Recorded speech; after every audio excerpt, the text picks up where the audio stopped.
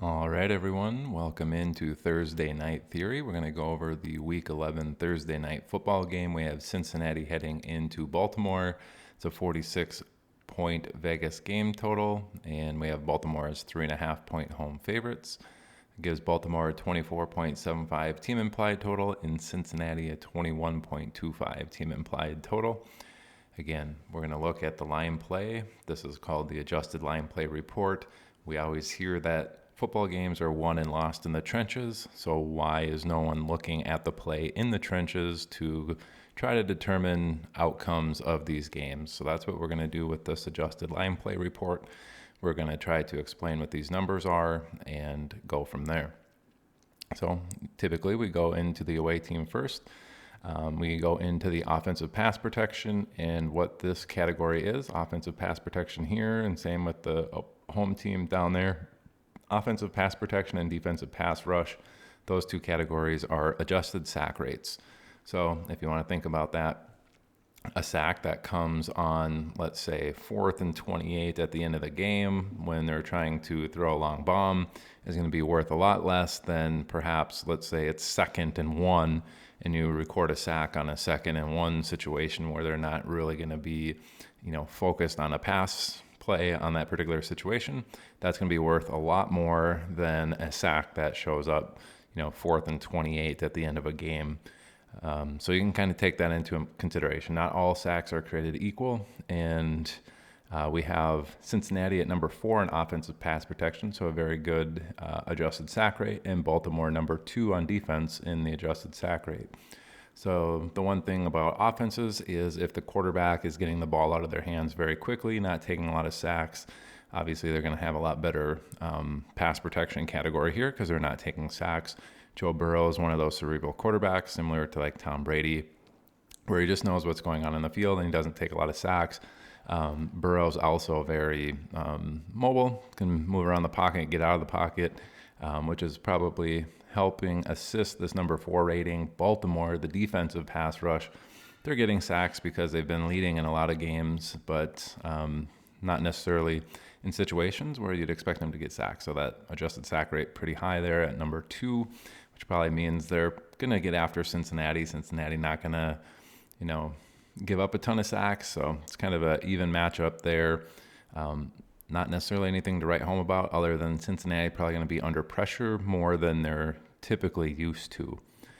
Getting into the pass DVOA, so this is a little bit different. This looks at historical context, like in your certain situation. So let's say it's the second quarter, there's 8 minutes left, the score is, within 6 points of each other or 3 points of each other, whatever the, scoring situation might be.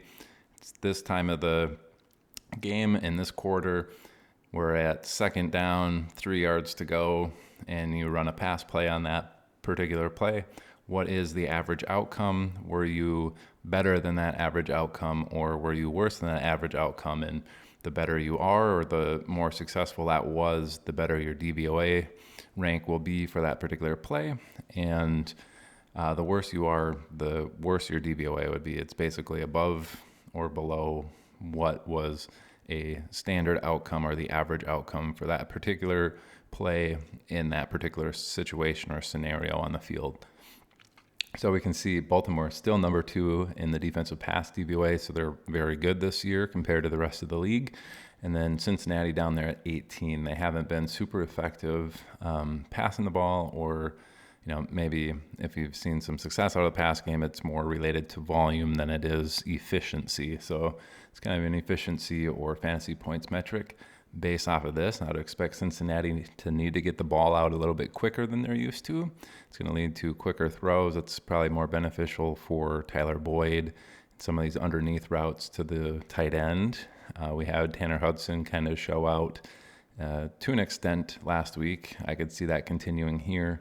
And then our DVOA is kind of suggesting that Cincinnati's not going to be very efficient moving the ball down the field via the pass attack. We do have T. Higgins on a bye, or not on a bye, but injured, so he's not going to be there, which is going to further funnel targets to those other guys like Tyler Boyd and the tight end there, which we saw last week with Higgins out. All right, and that's going to be the pass attack. So getting into the run blocking, Cincinnati ranked 20, Baltimore 14. This one for run blocking on the left. You can kind of think if you get blown up behind the line of scrimmage, you run a run play, it gets you -2 yards. That's because your offensive line let somebody through right away, and your running back couldn't get anywhere to go. That's going to be really bad for this particular metric. If you're at the line of scrimmage, it's not as bad as getting hit behind the line of scrimmage, but that's kind of how this algorithm works, depending on how good of a run play it was. You know, if you're hit behind the line of scrimmage, if it's 0 to 1 yard, 2 to 4 yards, 5 to 8 yards, 8 to 10, 10 plus, something like that. Each one has a different weighting to it. And that's kind of what this is showing. So Cincinnati 20th, Baltimore number 14 on the defensive side of that aspect. So, you know, if Baltimore was hitting people behind the line of scrimmage very often, getting a lot of tackles for losses on run plays, that ranking would be even higher. So you can think of it that way. The DVOA for run game is very similar to the pass game, but it's situational based and compared to historical averages. So if you're running a play, you know, on 2nd and 10, and it's the second quarter, 10 minutes left, and you're on your opponent's 47-yard line, this is the average play on this particular situation historically. Did you do better than that or worse than that? And that's what the DVOA is for the run attack. And we see here Baltimore also good there, number 9. So top 10, Cincinnati at 16. This is also indicative that Cincinnati's probably going to struggle a little bit moving the ball via the ground as well. So not only are they going to be rushed, probably more than typical in the pass game, and the pass game not going to be very effective or efficient based off of this. The run game is also not super good. It's not as bad as this number 2 versus number 18 in the pass DVOA, but it's also not very good for the run game. So this is telling me Cincinnati's probably going to struggle to move the ball.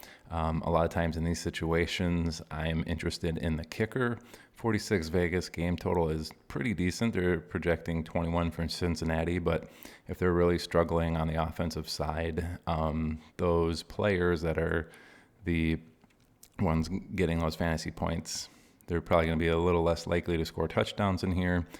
And if that's the case, I'm going to be a little bit more interested in kickers in this particular matchup for an island game, and probably attacking somebody that can, you know, bust off a long play on their own, which would be somebody like Jamar Chase, and then getting some of these underneath routes for Cincinnati. Tyler Boyd or the tight end Hudson, certainly in play for island game DFS, but otherwise Cincinnati's not looking so hot on offense in this particular matchup. So let's get into the Baltimore side. Baltimore number 18 in offensive pass protection, Cincinnati number 11. Pretty decently in the favor of Cincinnati there, but nothing too crazy. Baltimore might take a couple sacks in this game just based off of this. Getting into the pass DVOA, Baltimore number 10, Cincinnati number 12.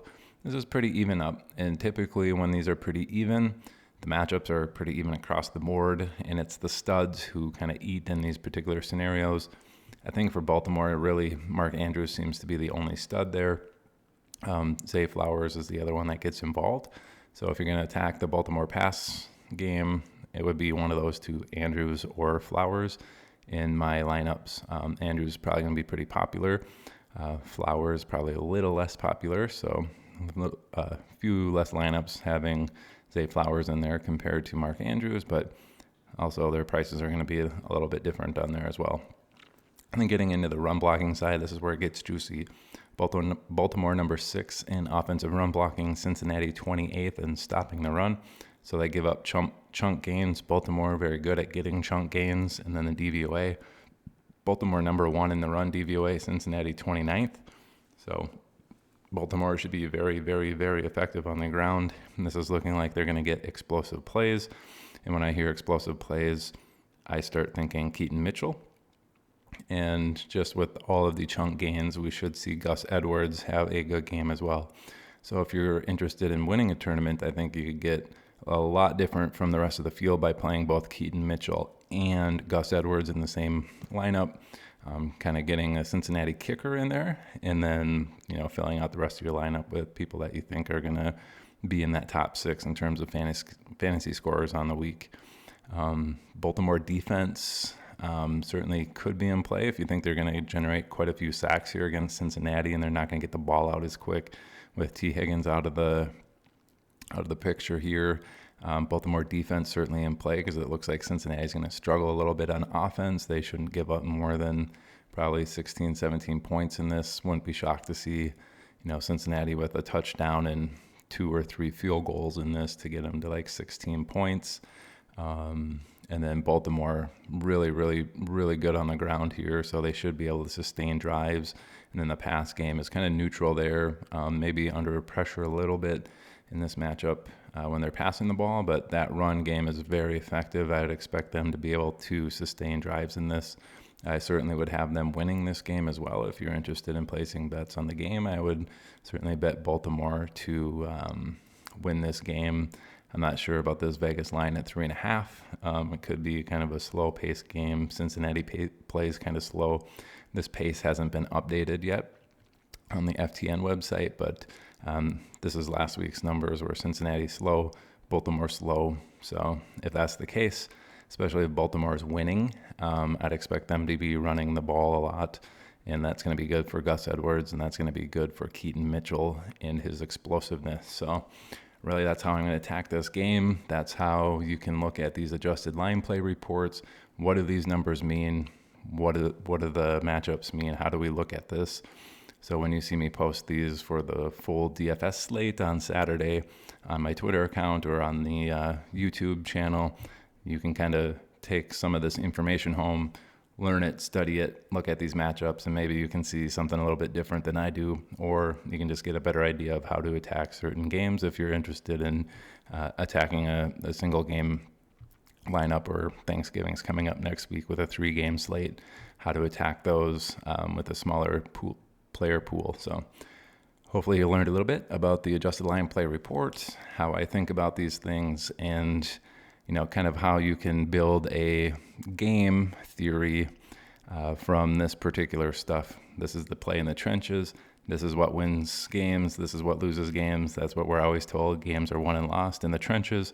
And this is, as far as I know, the only report out there that looks at the play in the trenches to kind of determine the game outcome and what players are going to do well and which players are going to struggle a little bit in this scenario. So thanks for watching, everybody. Hope you learned a little bit. Let's go win some money in this island game together. Thanks. Bye.